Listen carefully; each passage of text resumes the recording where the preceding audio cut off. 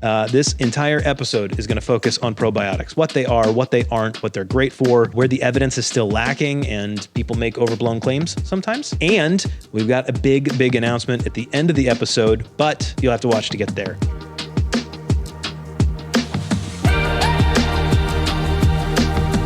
This is Generation Health. We bring you the latest news, cutting-edge research, and time-tested best practices helping you live longer, healthier lives. Across from me, Dante DiMatteo, PharmD. How you doing, buddy? Pretty good. I feel like I just interrupted you. No, everybody's hard at work. We're just getting ready. I'm just sitting here. That's Josiah, mic number 4, engineer extraordinaire. You can't say extraordinaire after I said I'm just sitting here. After you just interrupted everything. But everyone was feverishly typing away at their... Yeah, well, they're busy. Your heavy lifting has been done already. I understand. Why aren't you working harder? Joey DiMatteo, PharmD, board-certified clinical nutritionist. How are you, my friend? Doing great. Excellent. Thank you. I'm better if we weren't being interrupted. Sure. Wow. I'm Tyler Andrews, the host.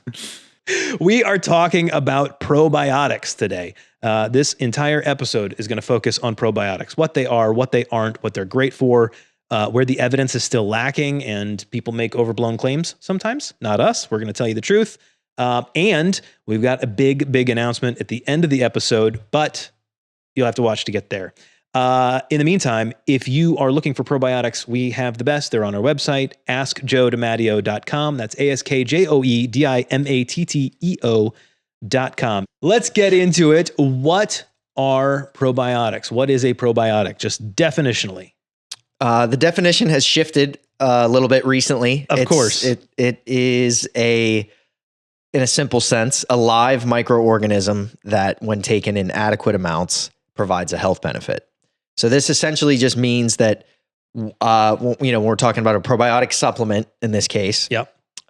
It has to be alive, it has to be dosed appropriately, and it has to be studied in humans. So that's that's kind of where this comes from in general. Joe, that's what you've seen? Yes. As far as definition changes? Exactly, yes. I love the studied in humans element too, because so many, and we combat this all the time, so many studies come out and they'll get tailwinds on social media, but if you really read the study, it was a study in rats or it was a study in, some other species, and you go, that's not necessarily going to translate to humans, but sure, okay, you can make that overblown claim, that's fine. Anyway, okay, so it's a live microorganism that properly dosed has beneficial health outcomes that have been studied and verified in humans. Yeah, so technically some things that have been labeled probiotics and they're on the shelf, if they don't include strains that have been studied and documented in humans to provide benefit, they're not probiotics by the hard, valuable definition that is now used. Okay. All right. Interesting. And that is a big shift from what we've known traditionally. What do they do? Why is it someone is taking probiotics? So, ultimately you're looking for some hard outcome. Maybe you have IBS, maybe you've taken antibiotics, you have antibiotic-associated diarrhea, maybe you're looking for, an effect on the immune system. So those are all reasons why you might use one and generally have, fairly strong evidence for. Okay. So what we know, we've now defined what a probiotic is. What is it doing in the gut? If we think about it in terms of, all right, what does our resident microbiome, let's say, look like? Like we've discussed in the past. So this is the bacteria that's already living in your gut. There's trillions of microbes, all sorts of different species. There are, in general, they're stable over time and they're performing kind of core functions that you would often think of in this context. That's like digestion, fiber fermentation. They're producing short chain fatty acids. They are,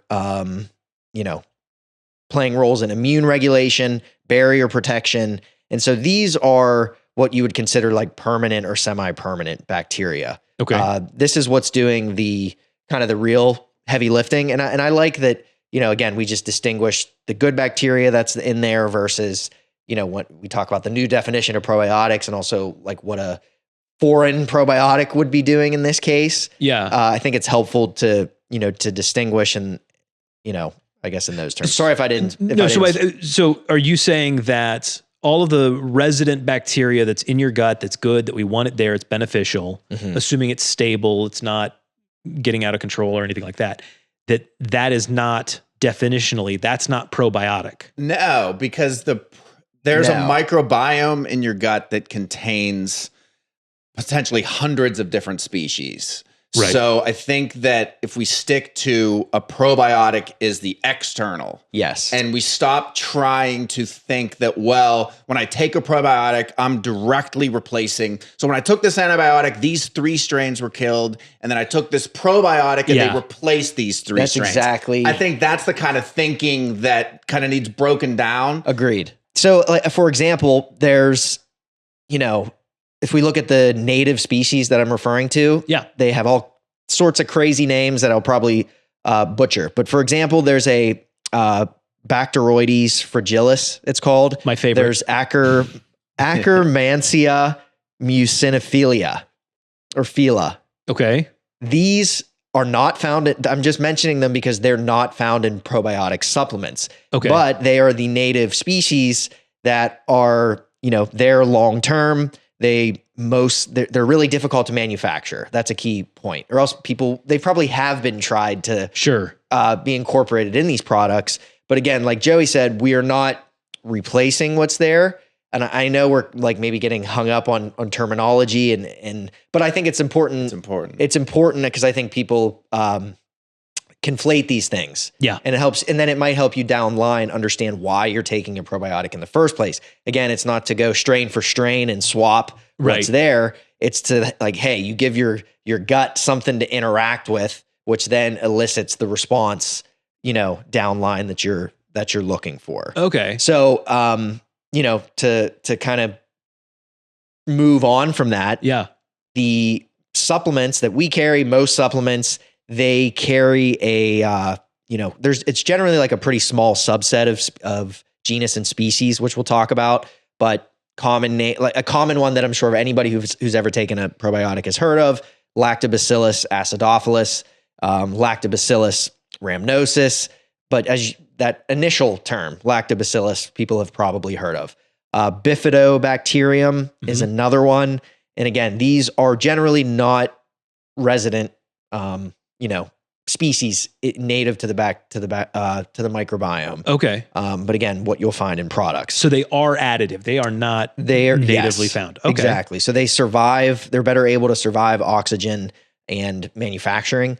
They can survive stomach acid, which is a key, kind of a key part. If you're taking a probiotic, you want to make sure that it makes it to the site that you ultimately need it. And again, they have clinical data. So basically you're trying to just guide the gut back towards health. So if in the most, I don't want to say extreme, but the most kind of obvious examples, you're on an antibiotic and you're having loose stool, you're having some gut issues, you're not feeling good in the gut area. So you're not like replacing maybe what's been broken down, but you're guiding the gut back to good health. And the strains that you're using are very specific. They've been studied to show. So it's not that these now recolonize in the gut.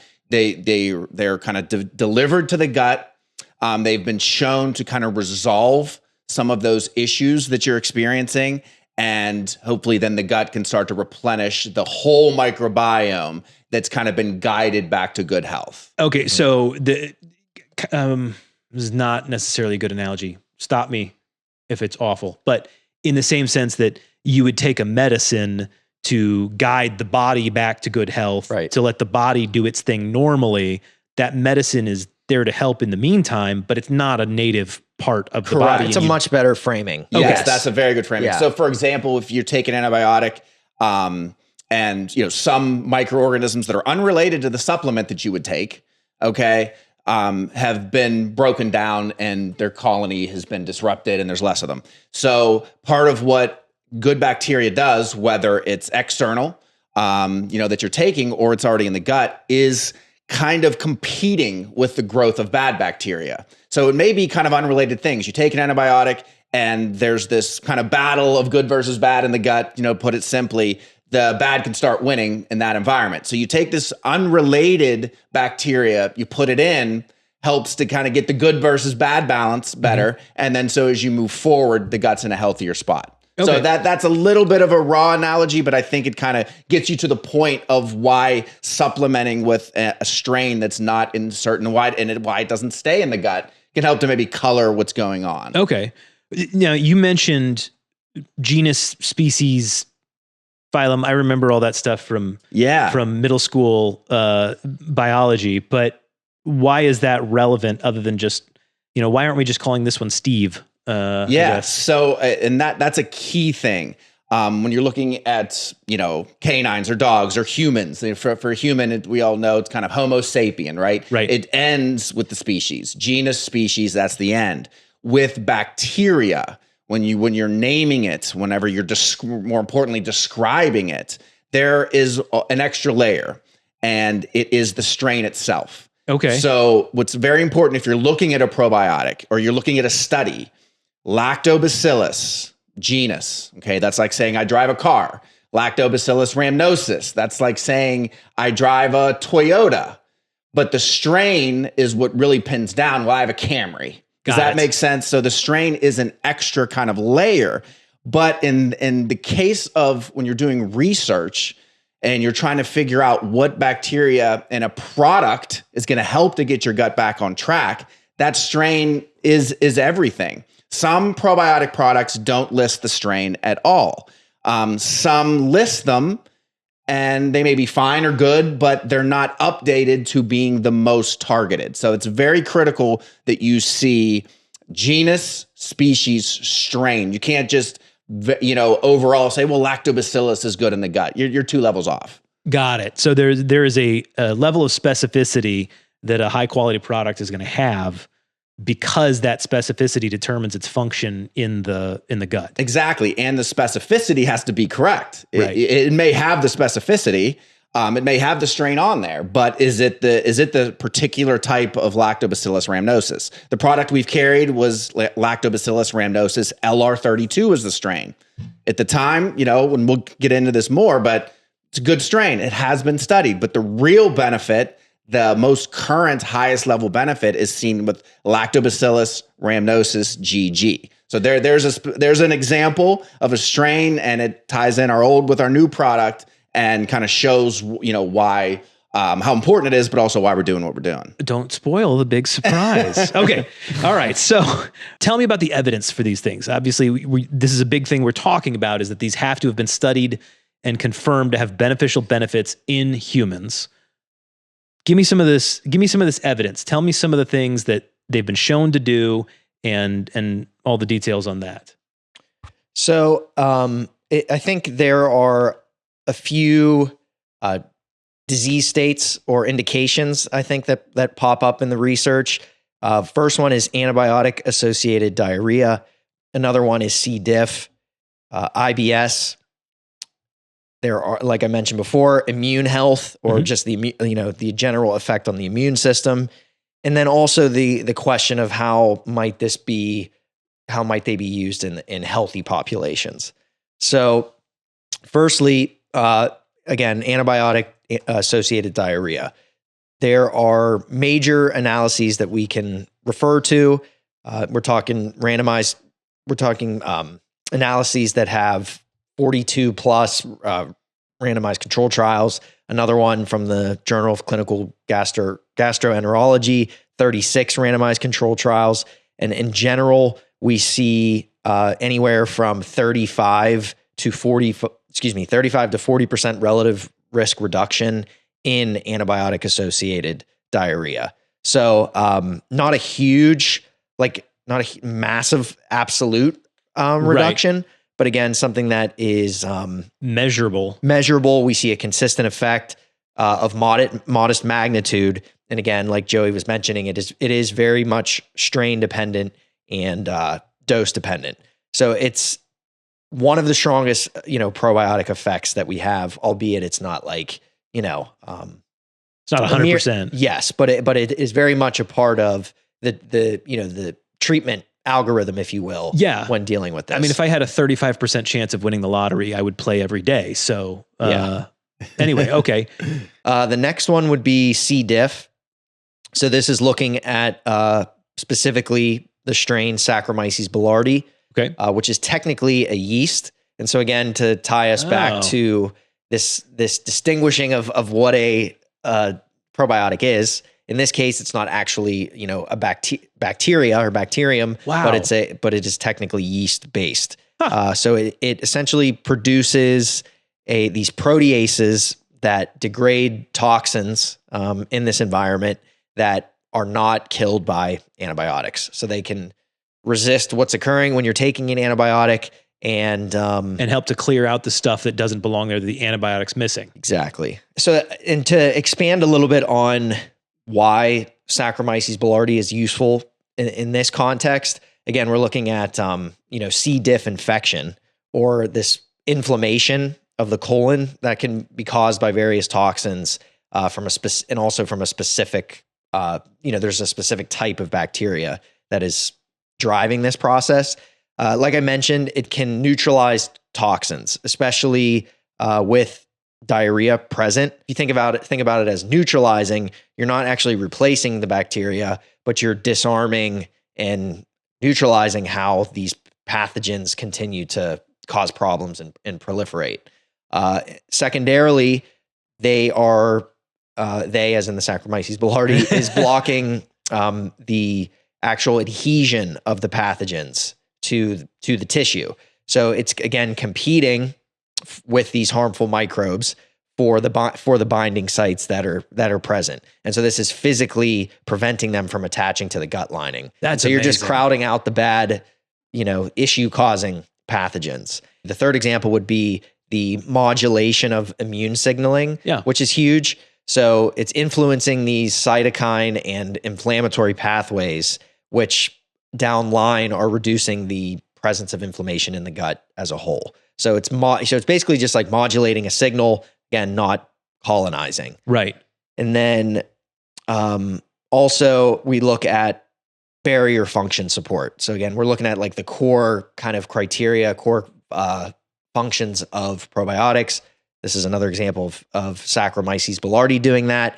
It can help basically reduce intestinal permeability under stress. And this is from things essentially leaking out from the gut lining, Leaky gut, which is a huge problem. Yeah, a lot of talk about that. Yeah. And so, and then to kind of really drive this home, these Saccharomyces boulardii products, they're not there forever. They pass through your system like any other medication would. They're there for maybe a few days. They're not permanently colonizing, and you're gaining those effects while you're actually taking them. This is not something you just take once and then you're good. It's, hey, if you end up with C. diff, this might be part of your treatment and would have to be part of your treatment in the future should somebody need this again. Got it. So, okay. The impermanence of it is a difference too from what I have always understood in the past. Okay. Those are fantastic reasons to take them. Are there any others that we need to cover? Yeah. So another big one is IBS. Again, there's, a whole swath of meta-analyses that we can refer to, but the key is looking at the specific strains, and then also what those specific strains have an effect on. So, with somebody who's experiencing IBS and their main symptom is stomach pain, the Bacillus coagulans is one that can work very well. Lactobacillus plantarum, it's 299V. I mean, we can get so lost in this, but again, very specific strains.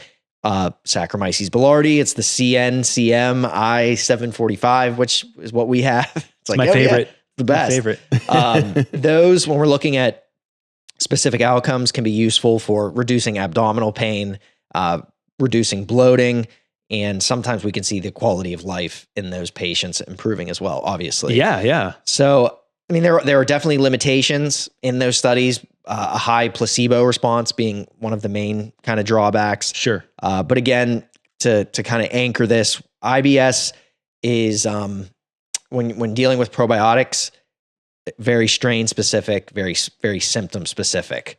Again, so kind of, is highlighting why, when you're looking at our product, why it might look a little different. Got it. We're going for specificity. Okay, so you mentioned IBS. There was one or two other conditions I think that you mentioned. Yes. The next use case would be for immune system effects. Okay. And so this is when people are saying, hey, I take a probiotic for immune support. That's usually where the conversation goes. And to be fair to this population, there is some evidence here, but it's important to like put into context what sort of effect we're actually talking about. There are some meta-analyses that we can refer to in this case as well. In general, what we consistently find, without going too deep into the weeds, is that the risks of getting respiratory infections can decrease slightly. So if we, translate some of that information, it's, hey, if 10 out of 100 people get sick, then maybe 9 out of 10 get sick instead.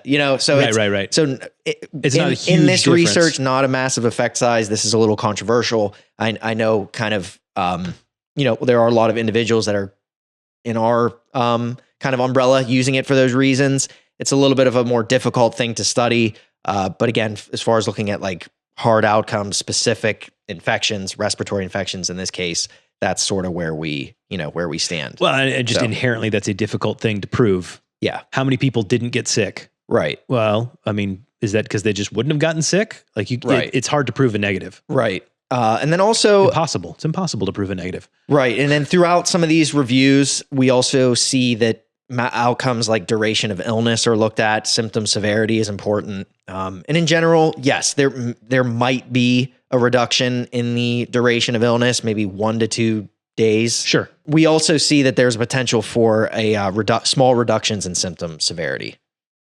Very So cool. Small effect sizes, you might feel a little better when you get sick, but it may not be a dramatic thing that you notice.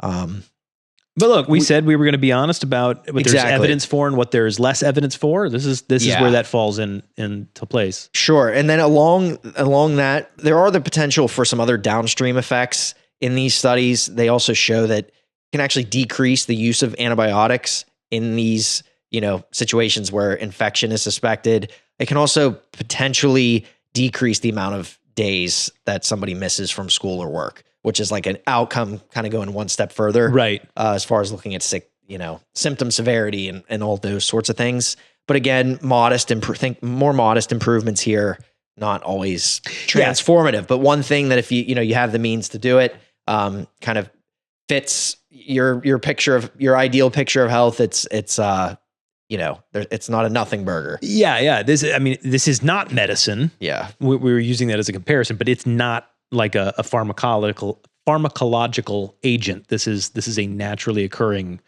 thing. What makes one of these better than another one? I mean, if there's a billion different options out there. Yeah. And I think in terms of supplements, broadly speaking, probiotic is probably the most complicated. Yeah. For the reasons we've discussed and for more, because now you're trying to take all this information about what these strains are doing and deliver it into a product that actually can work. So the core kind of 4 points: strain, we've covered that. Dante went in detail. Dose, I think going into the details of that would be a little boring, but just know that it's not enough that the right strain is in there. It has to be in a dose that's been studied to have effect. Third is delivery. So you've got it in a capsule. How do you make sure it gets in the gut and gets to where it should be? Survive stomach acid. We'll go into some of those got to details. get through the stomach Yes. into the And then intestines. finally, stability. So you've got all those boxes checked, but it's got a 3-year expiration date. And at year 2, have you validated that it's actually survived the conditions that product is in, and so that you can still count on that benefit? So key points: more strains is not necessarily better. We've kind of gone over that, but that's worth emphasizing. More in terms of CFU count, the colony forming units, is not necessarily better. What's been studied? How much do you actually need? It's not just about a big number. Okay. The alignment matters more than the size. So we kind of, like I said, went over strain and dose. Next is delivery. Yeah. Okay. Whenever you have a product in a capsule, it has to survive stomach acid, bile, and enzymes in the gut, because the real activity is occurring in the small intestine. So when ours uses, and a good product uses, a delayed release capsule that ensures that it can survive that stomach acid. Okay. next is the stability. Okay. And I think here it's critical to touch on the refrigeration aspect. That continues to be, something that pops up. Refrigeration is not necessarily bad. Ours is freeze dried. So that's how we can kind of get around the need for refrigeration. It doesn't have the moisture kind of effect that a non-freeze dried capsule would have. Okay. So when the capsule has encoded those ingredients and those strains and they're freeze dried, it can survive and have the stability for a much longer period of time. The shelf stability. Okay. Yes. So refrigeration isn't what makes a product good. Stability is what makes it good. So whether it is stabilized by refrigeration or it is stabilized by freeze drying and the delayed release enteric coating of the capsule, that's what matters. However you get to stability is fine. So we're not saying, well, if it's refrigerated, that's a bad one. No, right. Stability is what we want. Different ways to do it. Makes sense. And then what's critical too is that when you're looking at a product, that you're sure that it can still have the same activity or the labeled activity at expiration date. So ours are tested at and beyond expiration. And that is a critical part. So you can check every box. It's got good capsule formation in terms of that it can survive stomach acid. It's got the right strains. It's got the right dose. But if it has not been validated in testing to make sure that there's no kind of weak links in that chain, that near expiration date, because when you're looking at a product, it's made, it's got to then leave the wholesaler, go to a retail outlet. Then it may sit there for a little bit. So the time and to make sure that then you can trust what's in that bottle from a stability standpoint is critical. Yeah, absolutely. So how do we know when you're evaluating these, is there third-party testing or obviously we've tested these things, but how do we know one is better than the other? That's why it's critical to be with a company that you trust. I mean, if you want to ask us for the third-party assays, because that's really the key, that's the most kind of one-term answer is a third-party assay. You can't necessarily trust, you want an independent, third party just meaning an independent verification of what's in there by a lab that's testing all sorts of different things. So it's hard for you to walk into a store that has 5 different probiotics listed and look at all these assays, but just know, again, that's why it's critical if you're with a company that you can get access to those, because that's really what it's all about. It has to be third-party assayed, not just at manufacture. Again, back to the stability part. Has it been shown that a previous lot nearing expiration still has activity that matches what's on the bottle? Dante gave us the list of medical situations that these are really well suited for, studied, verified, good on research. Other than those things, who else should be looking at these and considering probiotics? I think just to kind of recap, the strongest use cases, documented gut disruption, antibiotic use, antibiotic-associated diarrhea, IBS, some evidence is a little more mixed, more complicated, okay? And everything Dante went over in detail. We know that if you have a certain condition, that kind of getting the gut back on track is pertinent and is wise and has been shown benefit to help. I think the nuance comes in, well, then should everybody just take this in perpetuity? And I don't think I can sit here and say that every single person needs to be on a probiotic or else their gut microbiome is off and they're incomplete. Yes. Because again, it's not just this direct supplementation. I think that's the key to understand as to why. But then I think you've got to look at reality for healthy people. So, and in this case, I'm just talking, you haven't taken an antibiotic in years. You don't have any noticeable gut disruption. In those healthy people, I think reality dictates often that we're looking at a very high processed food diet, that we're looking at very low fiber, that we're looking at artificial sweeteners, diet sodas, alcohol intake, high stress, poor sleep, all things that cause low level gut disruption and an altered microbiome.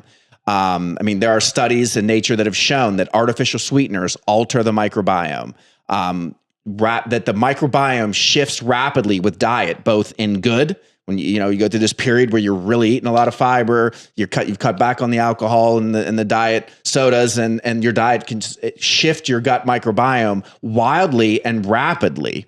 So I want to paint the picture of the nuance of, yes, we know who really needs a probiotic. We went over those. Right. And I'm going to stop short, and I think we are going to stop short of saying that everybody needs to take one. But the large nuance, the large middle ground is be honest about your diet. It does, and I'm not saying you need to eat yogurt twice a day and eat sauerkraut every day, or else your gut's unhealthy. Linked to these like fermented foods, and that's the only way. Right. If you're eating fiber consistently, your processed foods are more limited. You're not drinking a bunch of diet soda, alcohol, those things that we mentioned.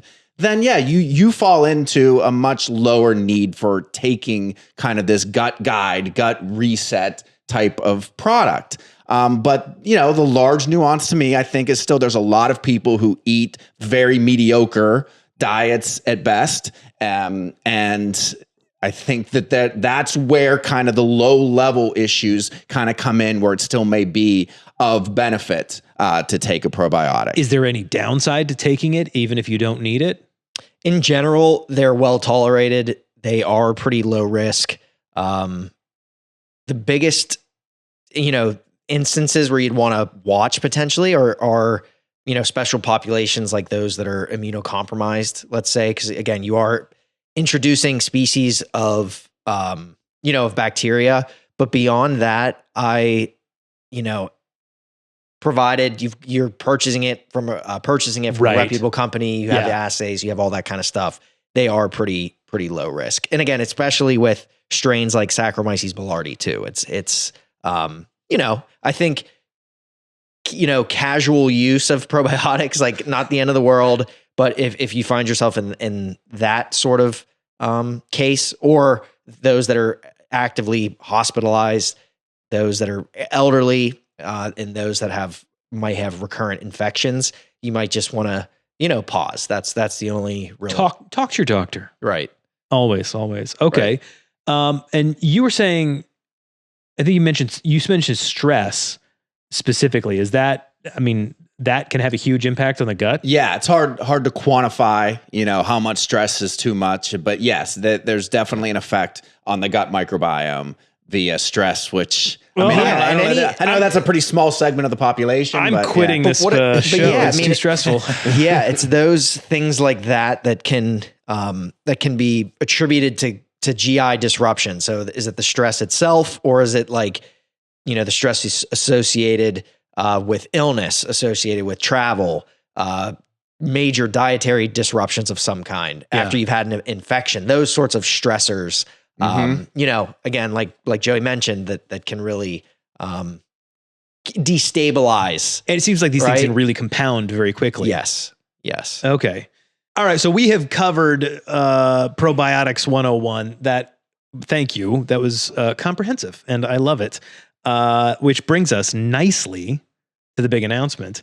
If you were wondering, our Probiotic Essentials was groundbreaking when it came out. Your dad, Joe Sr., had to go through quite a bit to get that available because of all the things you mentioned about stability and encapsulation and all that stuff. It was not generally available. The industry didn't provide such a thing. So when he made it, it was a big deal and has been a fantastic product. It's helped a ton of people. The big announcement is that we are, at long last, introducing Probiotic Advanced Essentials. We're retiring the old one, and we are introducing Probiotic Advanced Essentials as a new product. The industry finally caught up to what Joe was doing, and we've got even more research, even more data to be able to fine tune and really dial in the function of this probiotic. Tell us about it. What's going on? So like you said, we're changing over to a new probiotic, and I think a lot of people want to know why. I think first thing to kind of go over is that this product is over 15 years old, and it's still a really good product. The original. Okay? The original. Yeah. It has enteric coating, so the delivery is on point. Okay, and that's not been improved. The stability of it has been third-party assayed at expiration. Those boxes are all checked. The boxes that have improved with research, that where the probiotic showed its age is related to the strains. Okay. And we'll get into why. So the former probiotic, 11 strains, 12 billion CFU total. So it's very spread out over 11 organisms. Okay. And the issue is thin distribution. So we've got very wide coverage, thin distribution. It was more of an attempt to kind of recolonize the gut broadly versus what current research has shown is to target specific strains that have effect and to get the gut back on track or to maintain a healthy gut versus kind of replicating what's going on. Oh. So we went from 11 strains to 6. Wow. Okay. And we actually went from 12 billion CFUs. And I don't want to get too hung up on that. I just want to make a point with it. But we went from 12 billion CFUs to 20. Okay. And then an additional 3 billion in Saccharomyces boulardii, which is technically not included because it's yeast. So, wow. Again, many of the strains previously were under 1 billion. So wide coverage, thin distribution, the doses weren't quite of what was still good strains. Those doses weren't hitting the mark in terms of what the research shows. So fewer strains, more dose per strain, less dilution. All right. So that's really sums it up. The product itself, from a pure product standpoint of delivery and stability, has not been improved. That we were ahead of the game then, and we're maintaining that. It's the strains and the doses that are improved via the most current research and can actually have an impact on your health. Outstanding. So more targeted. And I love what you said. So the original version dates back to the original understanding of the probiotic, that it was kind of meant to help recolonize. Exactly. And the new research says that's not how we should approach it. Yes, we're not replacing what's been lost via or what's missing via this health issue. We're adding in strains that improve the health and functionality of the gut. So cool. So I think that framing and just being really into from a standpoint of what is research showing and in what doses and what specific strain has ultimately led to a better product. That's it. That is what I was very excited about. If you want to know more, go check it out on our website, askjoedimatteo.com. That's askjoedimatteo.com. You can also find past episodes of this show. You can find our newsletter, all sorts of great things, all the products we provide, as well as the new Probiotic Advanced Essentials, all on our website. Go check it out. That's how you help this show keep going. Additionally, give it a thumbs up or a like. Share this with somebody you know, somebody who maybe should be taking some probiotics, maybe. That's the help you help the show grow. That's it for us for this. I'm so excited. I wanted to get this out there. This is going to be a faster turnaround on episode production than normal. If you've got any questions, again, go to the website, go check out the product page. It's going to have more details. There's going to be another video going into real specifics on the specific strains and all that stuff. As you just heard, it's important. It's critical. Those are the things you need to know. Third-party assays, all available there on the website, askjoedimatteo.com. All right. That's it. We did it. We unveiled a thing. Hopefully people are as excited as we are. It's now live. Go get it now while supplies last. Farewell until we meet again.